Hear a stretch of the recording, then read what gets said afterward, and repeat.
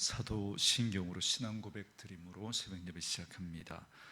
전능하사 천지를 만드신 하나님 아버지를 내가 믿사오며 그 외아들 우리 주 예수 그리스도를 믿사오니 이는 성령으로 잉태하사 동정녀 마리아에게 나시고 본디오 빌라도에게 고난을 받으사 십자가에 못 박혀 죽으시고 장사한 지 사흘 만에 죽은 자 가운데서 다시 살아나시며 하늘에 오르사 전능하신 하나님 우편에 앉아 계시다가 저리로서 산자와 죽은 자를 심판하러 오시리라. 성령을 믿사오며 거룩한 공회와 성도가 서로 교통하는 것과 죄를 사하여 주시는 것과 몸이 다시 사는 것과 영원히 사는 것을 믿사옵나이다. 아멘. 이 아침에 우리에게 주시는 하나님의 말씀은 역대상 26장 1절에서 32절 말씀까지, 역대상 26장 1절에서 32절 말씀까지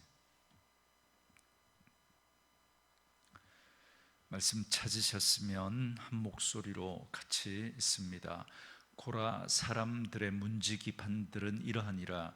아삽의 가문 중 고레의 아들 무셀레마라.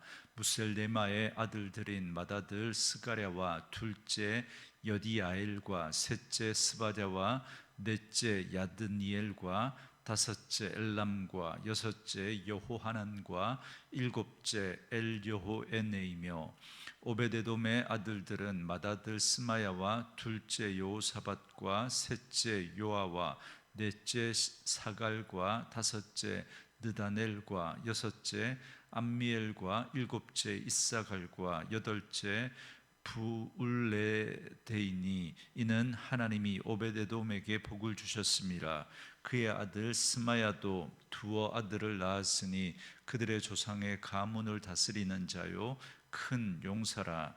스마야의 아들들은 오드니와 느바엘과 오벳과 엘사밧이며 엘사밧의 형제 엘리후와 스마갸는 능력이 있는 자이니 이는 다 오베데돔의 자손이라.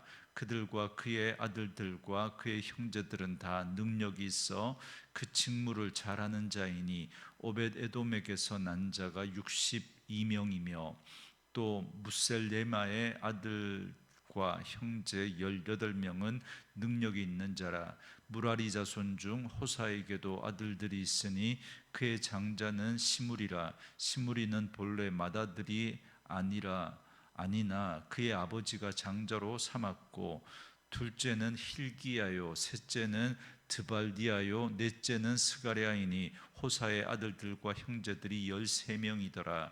이상은 다 문지기의 반장으로서 그 형제처럼 직임을 얻어 여호와의 성전에서 섬기는 자들이라. 각 문을 지키기 위하여 그의 조상의 가문을 따라 대소를 막론하고 다 제비 뽑혔으니 셀레마는 동쪽을 뽑았고 그의 아들 스가랴는 명철한 모사를 위하여 제비 뽑으니 북쪽을 뽑았고 오베데돔은 남쪽을 뽑았고 그의 아들들은 곳간에 뽑혔으며 숫빔과 호사는 서쪽을 뽑아 큰 길로 통한 살레겟 문 곁에 있어 서로 대하여 파수하였으니 동쪽 문에 레위 사람이 6이요 북쪽 문에 매일 4사람이요 남쪽 문에 매일 4사람이요 곳간에는 둘씩이며 서쪽 뜰에 있는 큰 길에 4사람 그리고 뜰에 2사람이라. 고라와 무라리 자손의 문지기의 직책은 이러하였더라. 레위 사람 중에 아히야는 하나님의 전 곳간과 성물 곳간을 맡았으며 라단의 자손은 곧 라단에게 속한 게르손 사람의 자손이니 게르손 사람 라단에게 속한 가문의 우두머리는 여히엘리라.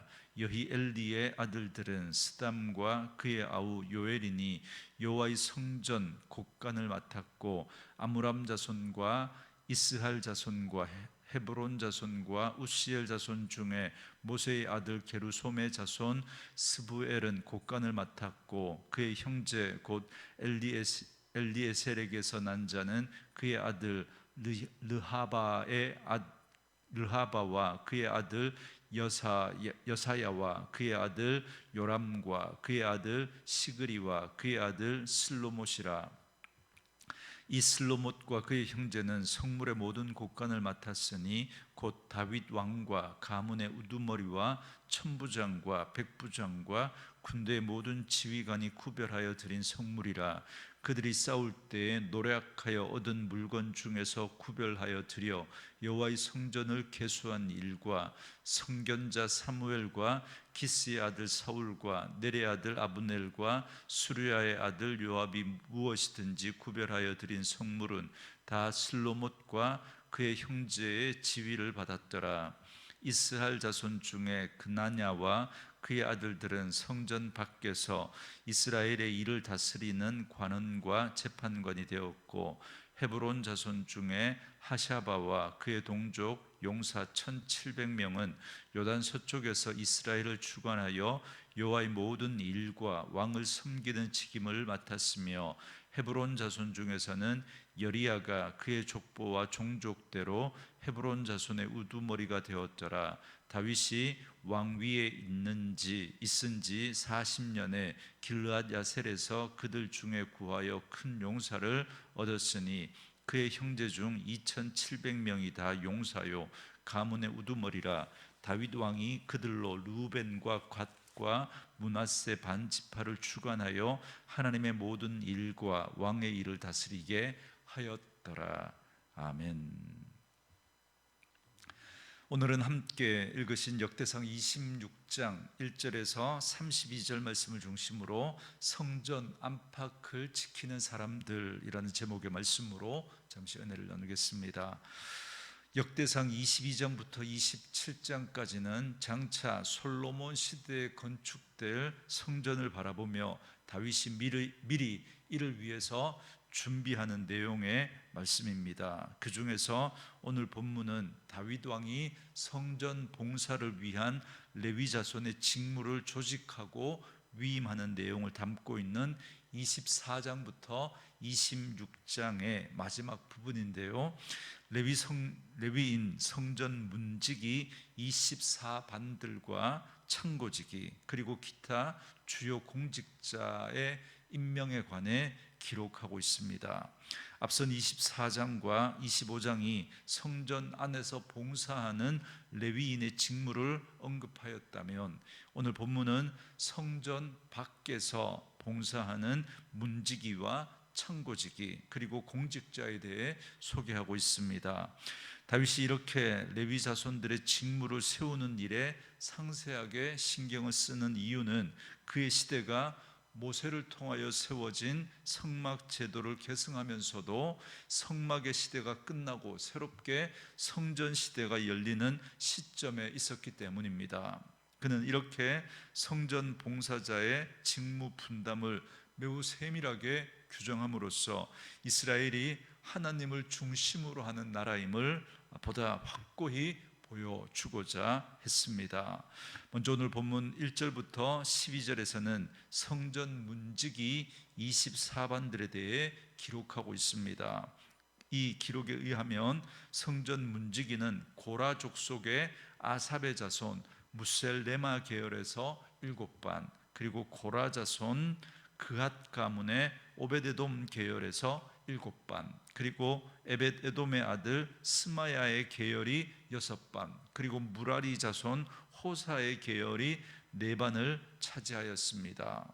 다음으로 13절부터 19절은 성전 문지기들의 담당 구역을 제비 뽑기를 통해서 공평하게 선정한 사실을 기록합니다. 그 기록에 의하면 문지기는 성전의 동쪽에 6, 그리고 북쪽에 4, 남쪽에 4, 그리고 서쪽 뜰 큰 길에 4, 그리고 뜰에 2씩을 배치했던 것을 알 수 있습니다.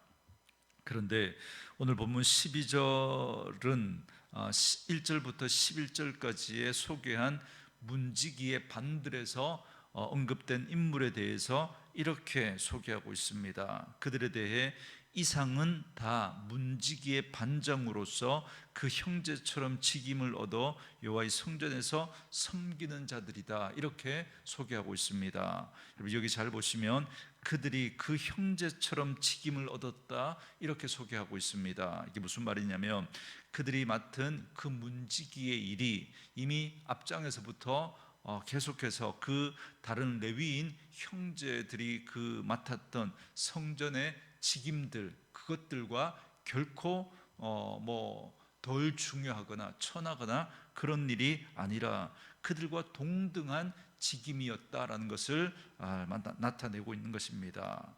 여러분, 우리가 언뜻 생각하면 문지기의 일은 일반적인 세상의 시각으로 보면 별로 중요하지 않고 하찮게 여겨지지 않겠습니까? 특별히 앞에 제사장의 직분이나 다른 레위인들의 그 직분, 찬송을 하고 성전에서 찬송을 하고 이런 일들하고 비교하면 덜 중요하고 훨씬 보잘것없는 그런 일들처럼 여겨질 수 있습니다. 그러나 하나님의 성전에서만큼은 결코 절대 그렇지 않음을 말씀하고 있는 것입니다. 성전 문지기로서의 그들의 직임은 다른 직임들과 결코 다르지 않다는 것입니다. 그 직임들과 마찬가지로 동일하게 거룩하고 영광스러운 것이었다는 것을 말해주고 있습니다. 왜냐하면 성전의 문을 지키는 일 역시 레위인들이 맡았던 다른 모든 일들처럼 하나님의 전에서 섬기는 일이었기 때문에 그렇습니다. 여러분, 어떤 직임이 귀하냐 그렇지 않냐를 결정하는 것은 그 일이 어떤 일이냐가 아니라 그 일을 무엇 때문에 누구를 위하여 하는가에 달려 있는 것입니다. 여러분, 그러니까 일의 종류가 아니라 그 일의 목적과 그 일의 목적이 그 일의 가치를 결정하는 것입니다. 아무리 보기에 좋은 일이라고 해도 그 일이 순수하지 않은 목적으로 행하여지는 것이라면 하나님 앞에서 그것은 가장 가치 없는 일이 될 수도 있습니다. 그러나 보기에 값어치 없는, 별 가치 없어 보이는 그런 일이라고 할지라도 여러분, 정말 우리가 하나님을 위하여서 그 일을 우리가 감당한다면 그 일은 가장 숭고하고 가장 귀하고 영광스러운 일이 될 수 있다라는 것입니다. 우리 예수님께서 감당해야 하셨던 일은 죄인의 자리에 서는 일이었습니다. 그것은 결코 존귀해 보이지 않습니다. 정말 죄인 중에도 괴수, 정말 그 십자가에 달리는 사람은 가장 극악무도한 죄인입니다. 그러나 예수님께서 그 십자가에서 죽으시는 그 일을 통해서 정말 세상의 그 어떤 것보다도 가장 소중하고 가치 있는 생명 살리는 일을 감당하지 않으셨습니까? 그래서 인간적으로 볼 때는 가장 낮고 천하고 비천하고, 그래서 그 죽음으로써 모든 사람들에게 그렇게 비웃음을 당하고 그렇게 저주를 받아 죽은 것 같았지만, 그러나 하나님께서 그를 다시 살리시고 하늘 우편 보좌에 가장 높이 그를 올리셔서 세상의 모든 무릎이 그 앞에 꿇게 하시는, 여러분, 그 모습을 우리가 보지 않습니까? 여러분, 가장 천하게 보였지만 그 일이 여러분 인류를 살리는, 그래서 예수 믿는 모든 자들을 지금도 생명의 길로 나오게 하는 가장 귀하고 가치 있는 일이 되었다라는 사실을 꼭 기억해야 합니다. 사랑하는 성도 여러분, 우리가 맡은 그 직임을 존귀하게 만드는 것은 그 일의 종류가 아니라 그 일의 동기와 목적이라는 사실을 꼭 기억하시기 바랍니다. 성전 문지기들의 직무는 성전을 세상과 구별된 하나님의 임재의 상징적인 처소를 거룩하게 보존하는 것이었습니다.